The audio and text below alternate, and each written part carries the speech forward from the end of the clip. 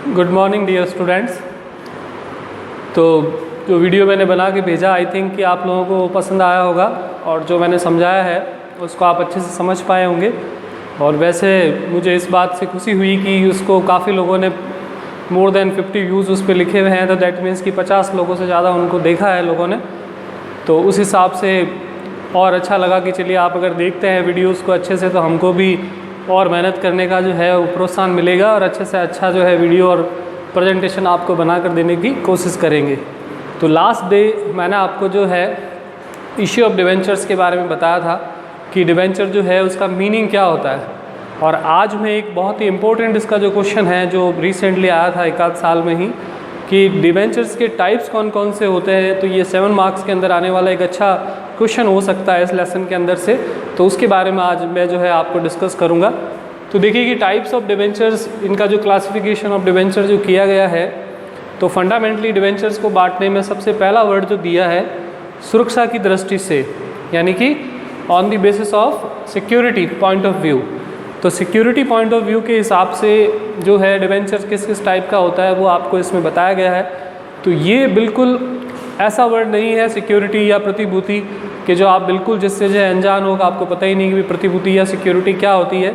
अपने काफ़ी काम में आने वाला शब्द है, काफ़ी जगह ये वर्ड आता है कि सिक्योर्ड अनसिक्योर्ड, यहाँ तक कि आपने 12th और फर्स्ट ईयर दोनों सालों में सिक्योर्ड अनसिक्योर्ड और प्रेफरेंशियल क्रेडिटर्स पूर्वाधिकारी लेनदार के बारे में पढ़ा है। तो यहाँ पर डिवेंचर्स जो है वो डिफरेंट टाइप के हो सकते हैं सिक्योरिटी होने नहीं होने के आधार पर। तो वो इनके सब पॉइंट्स क्या है, पहला है असुरक्षित ऋण पत्र, जिसको अपन अनसिक्योर्ड डिवेंचर्स भी कह सकते हैं या फिर इनको नैक्ड डिवेंचर्स के नाम से भी जाना जाता है।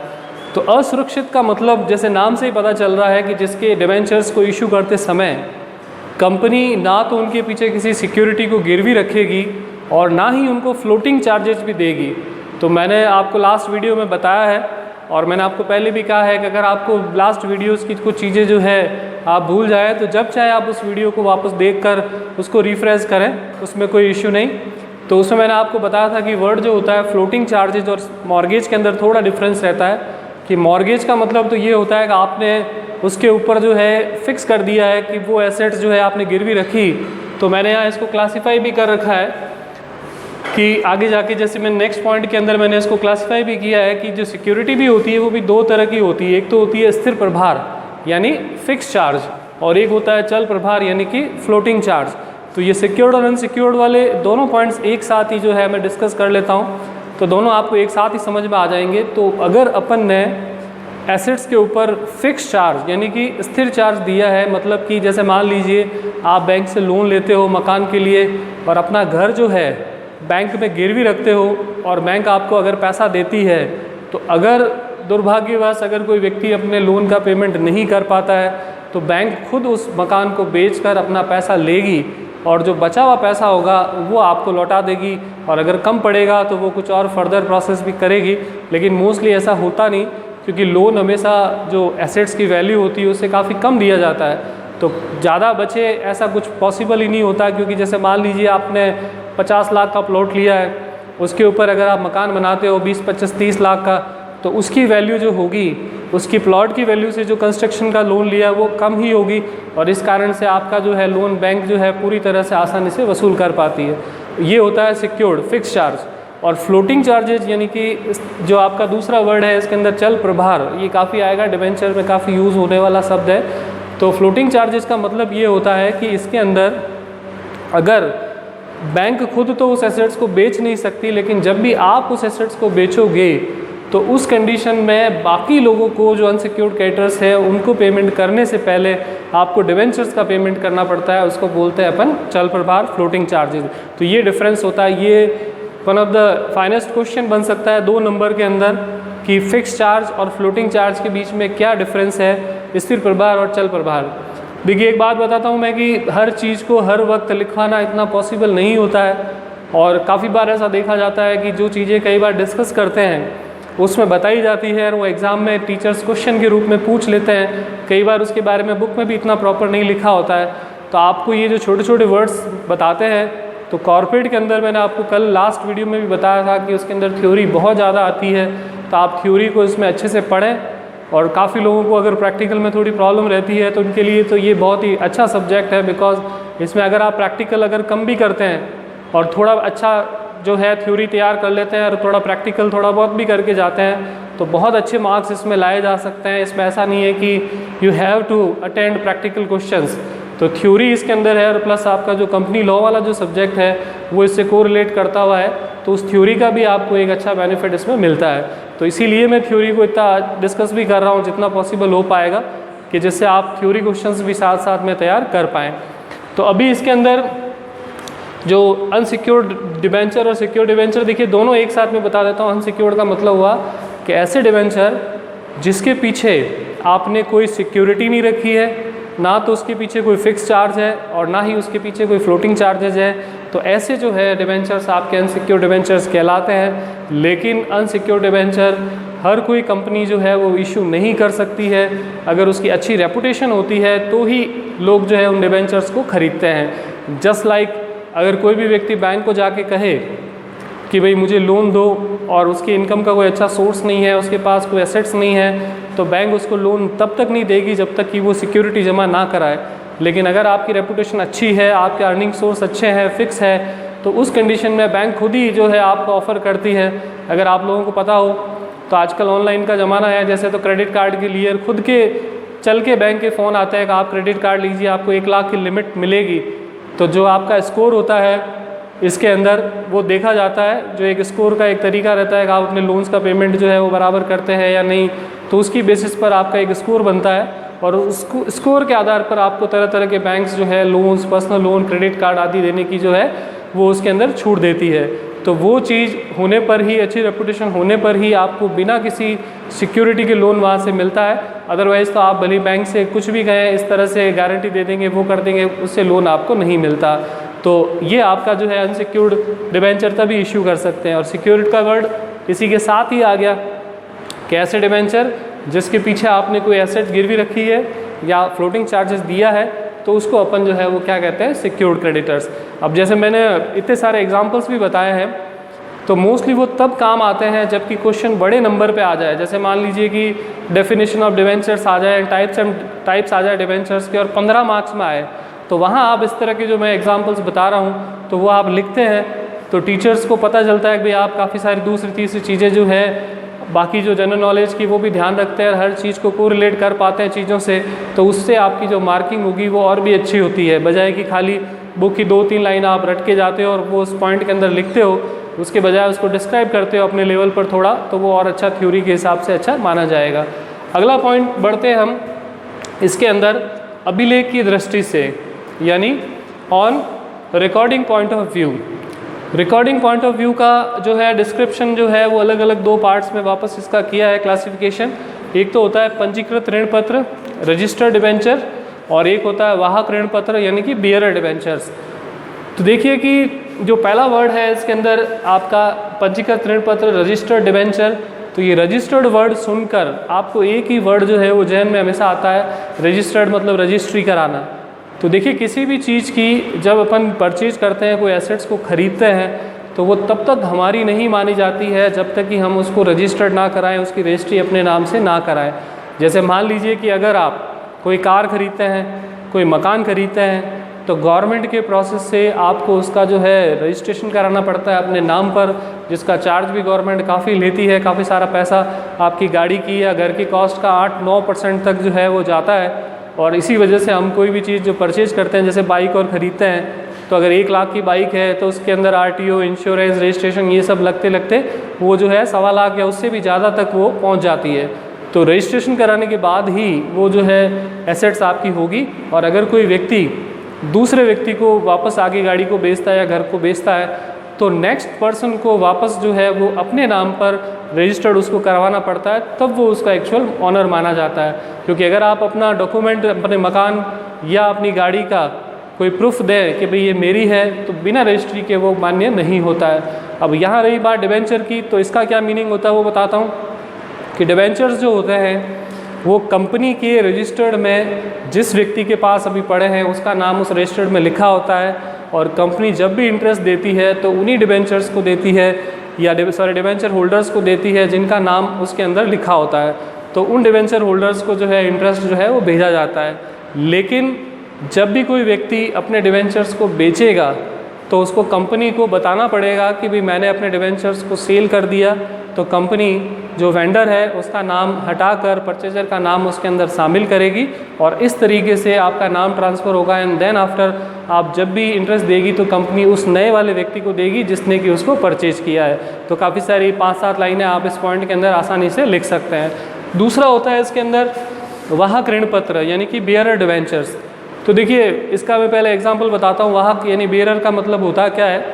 बेयरर या वाहक का मतलब होता है कि कोई भी चीज़, कोई भी एसेट्स केवल आप द्वारा किसी व्यक्ति को देने से वो व्यक्ति उसका मालिक बन जाएगा। उसको किसी भी प्रकार की कोई भी फॉर्मेलिटी या किसी भी प्रकार का कोई लीगल डॉक्यूमेंटेशन नहीं करना पड़ता। इसका मैं बहुत ही सिंपल सा एग्जांपल बताता हूँ। नोट, जो आप करेंसी यूज़ करते हो तो आपके पास जो नोट होता है, मान लीजिए 100 रुपीज़ का आपने सामान खरीदा और उस नोट को दूसरे व्यक्ति को दे दिया, तो नोट जो होता है बेयरर होता है, वाहक होता है। आपने उसको दिया, उसने ले लिया, अब वो उसका ओनर है, उसके लिए उसको कोई रजिस्ट्री कराने की ज़रूरत नहीं, और वो नोट अगर वो अगले किसी व्यक्ति को देगा तो वो उसका ओनर बन जाएगा। तो इस तरीके से जो बेयरर चीज़ होती है उसके अंदर आपको कोई डॉक्यूमेंटेशन की ज़रूरत नहीं। जब चीज़ जो जिसके पास होगी बस वो उसका मालिक माना जाएगा। अब जैसे चेक होता है तो चेक भी दो होते हैं, एक तो होता है सेल्फ का चेक और एक होता है अकाउंट पे ही चेक। सेल्फ चेक में सेल्फ वर्ड लिखा होता है, SELF। तो सेल्फ चेक का मतलब ये हुआ कि जो व्यक्ति चेक जिसके पास होगा वो बैंक में जाएगा, बैंक उसको पैसे दे देगी। लेकिन अकाउंट पे में उसी व्यक्ति को पैसे मिलते हैं जिसका नाम लिखा होता है। तो मतलब अकाउंट पे ही चेक जो होता है वो रजिस्टर्ड होता है, जिसका नाम है उसी को मिलेगा। और जो आपका सेल्फ का चेक है वो बेयरर की तरह होता है। आपने दिया किसी व्यक्ति को, उसने किसी और को दे दिया, उसने किसी और व्यक्ति को दे दिया, फुल पेमेंट या पार्शियल पेमेंट, तो वो आगे से आगे ट्रांसफ़र होता रहेगा।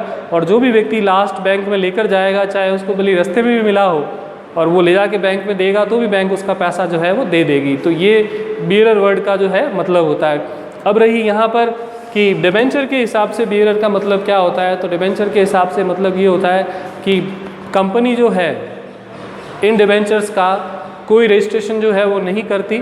जिस व्यक्ति के पास डिबेंचर होगा अगर वो किसी और व्यक्ति को उसको हस्तांतरित करेगा, उसका विक्रय करेगा, तो उसको जिसको मिला है बस वो उसका उस दिन से स्वामी हो जाएगा।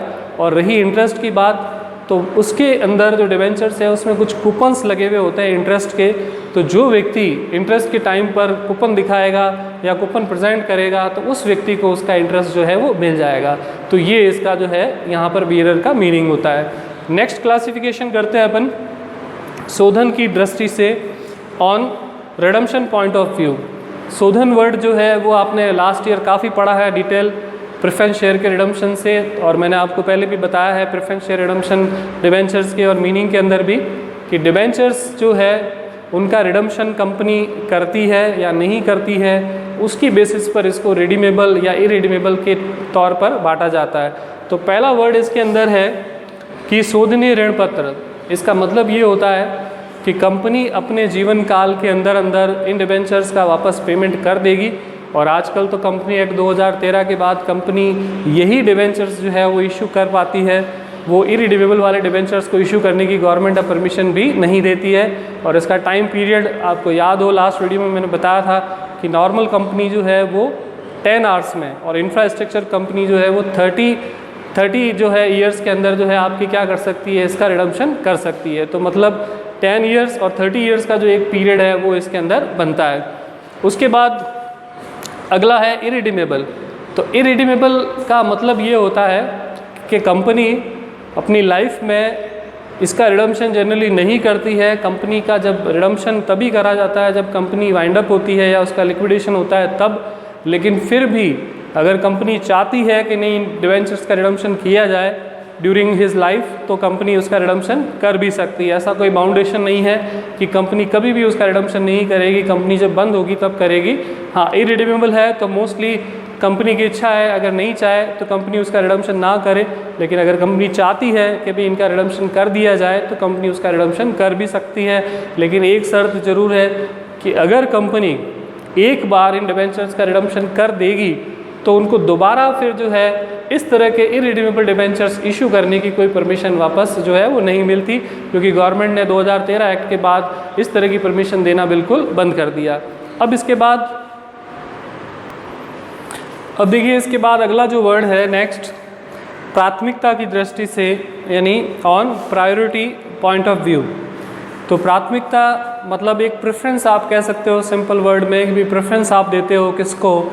दैट मीन्स कि अगर आपके पास काफ़ी सारे डिबेंचर्स अलग अलग टाइम पे इशू किए हुए हैं तो आप उनका प्रेफरेंस सेट कर सकते हो कि भाई जब आप रिडम्पशन करोगे तो मैंने जिस डिबेंचर को सबसे पहले इशू किया है पहले मैं उसका रिडम्पशन करूँगी फर्स्ट नंबर पर, सेकेंड नंबर पर सेकेंड वाले को, फिर थर्ड।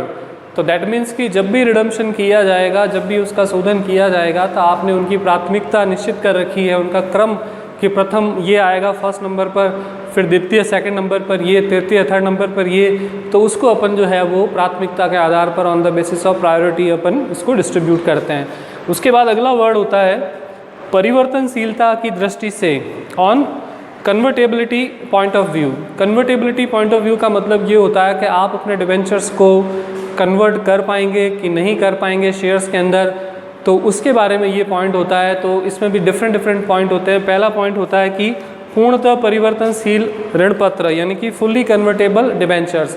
तो दैट मीन्स कि आप अपने डिबेंचर्स को पूरी तरीके से उसको कन्वर्ट कर सकते हो, उसको जो है वो बदल सकते हो, तो उसको कहते हैं फुल्ली कन्वर्टेबल डिबेंचर्स। तो जब आप कंपनी के अपने सारे डिबेंचर्स को शेयर्स में बदल सकते हो तो उसको आप फुल्ली कन्वर्टेबल डिबेंचर्स कहते हैं। तो कंपनी जो है ऐसा है कि भाई अलग अलग इंस्टॉलमेंट्स में थोड़े थोड़े डिबेंचर्स को अपने तरीके से अपने हिसाब से जो है उसको कन्वर्ट कर सकती है। और इसके बाद इसके दो पॉइंट और होते हैं जो मैं अभी इसमें बोर्ड पे लिख दूंगा, अभी तो इसका स्पेस पूरा हुआ, कि एक तो होता है आंशिक यानी कि पार्शियली डिबेंचर्स। तो पार्शियली जो है कन्वर्टेबल डिबेंचर्स का मतलब ये होता है कि कंपनी अपने डिबेंचर्स को सारे के सारे डिबेंचर्स को एक साथ या पूरा का पूरा उसका जो वैल्यू है वो एक साथ नहीं बदलती, बल्कि डिबेंचर्स के वैल्यू का कुछ हिस्सा जो है वो चेंज कर देती है और कुछ हिस्से को जो है वो नहीं बदलती, उसको बोलते हैं पार्शियली। जैसे मान लीजिए कि अगर डिबेंचर 100 रुपये का है तो कंपनी उसमें से 30 या 40 रुपये का मान लीजिए कि डिबेंचर का जो हिस्सा है उसको शेयर से बदल लेगी और बाकी का जो बचता है आपका 60-70 रुपये उसको कन्वर्ट नहीं करेगी। तो ये आंशिक रूप से परिवर्तनशील ऋण पत्र यानी कि पार्शियली जो है कन्वर्टेबल डिबेंचर्स कहलाते हैं। और तीसरा होता है अपरिवर्तनशील यानी कि नॉन कन्वर्टेबल। तो उसके अंदर कंपनी ने नियम बना रखा है कि भाई उन डिबेंचर्स को कंपनी अंशों में नहीं बदलेगी, तो वो आपका नॉन कन्वर्टेबल डिबेंचर कहलाता है। अब मैं इसमें जो बाकी के पॉइंट है वो आपको एक बार बोर्ड पे लिख देता हूँ, फिर उसको कंटिन्यू करते हैं।